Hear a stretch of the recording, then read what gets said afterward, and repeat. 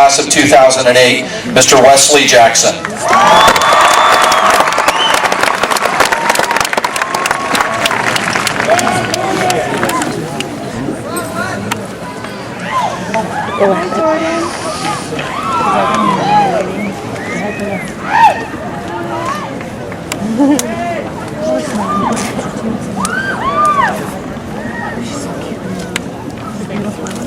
She knows it. Oh, yeah. There exists a plethora of ways in which I could begin this graduation speech.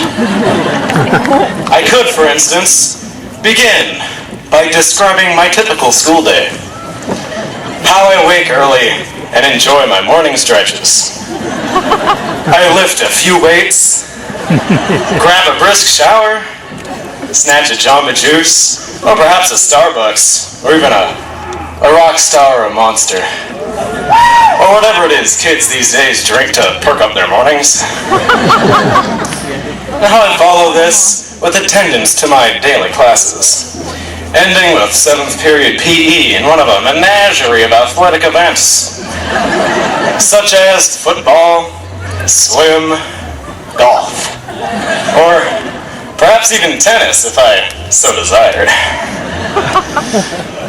But this is not me. This is the typical high school day of perhaps somebody else. Somebody athletic. Like Kyle Moon. Now, me? I haven't touched a weight in years. But I'm still proud to say that sophomore year, I broke my personal record time in running the mile. I believe it to have run about 10 and a half minutes or so. But I was younger then, and these old bones were not so old. I could then just come clean and say how I wake in the morning and wade through a landfill of laundry piled in my closet, on racks or on the floor, which only God knows is whether it's clean or dirty. A labyrinthal disaster which excites great indignation from my more organized parents. Then spend the next 4 hours trudging through the barrage of IB classes, waking ever so slowly until my lunch of cold ramen noodles or perhaps some yogurt or sharp cheddar cheese sedates me once again.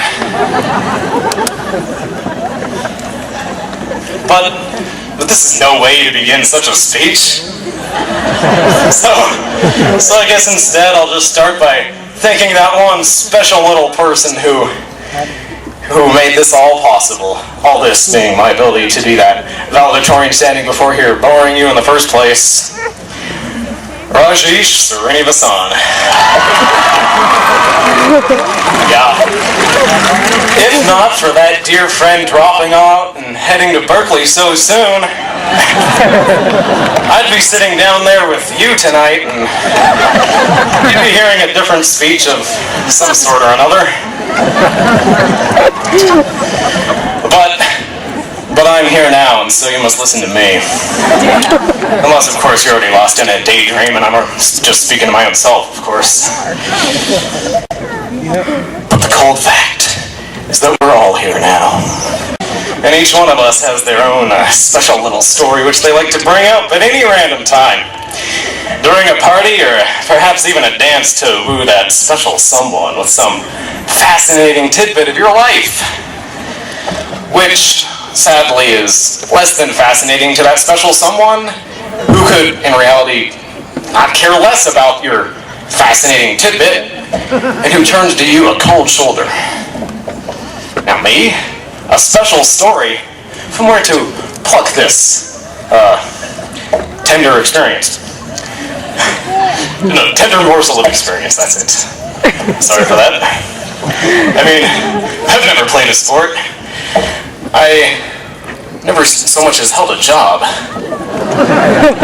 I go to no parties. I hardly drive to the gas station.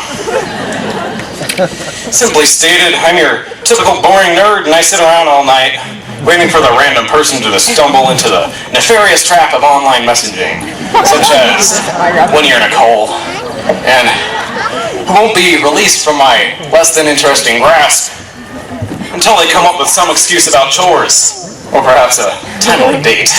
But I have my sources. For my grand extracurricular curriculum have provided these splendid experiences. Who, for instance, can forget the academic decathlon state competition last year, when I, instead of studying Chinese opera or folk music, as I should have been doing before the ultimate competition, decided to lock Raj out of his own room while I myself was in it. The always oblivious me forgot to realize that my own door was left open. And when I returned to my garret after a certain period of time, I found my shorts in the bathroom shit sink, filled with lotion, and my competition shirt flung like a hapless rag into the nearest palm tree. My chest was itching for days.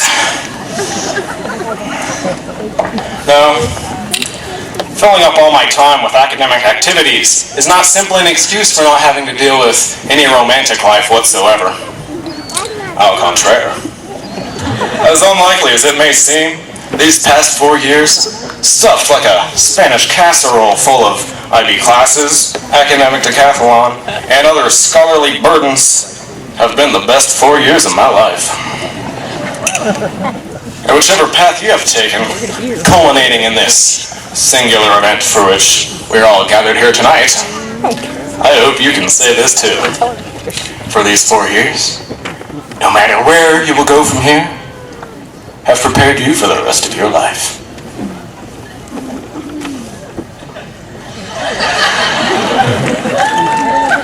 I once got a fortune cookie which said, "You're sailing into the land of opportunities. Treasures await."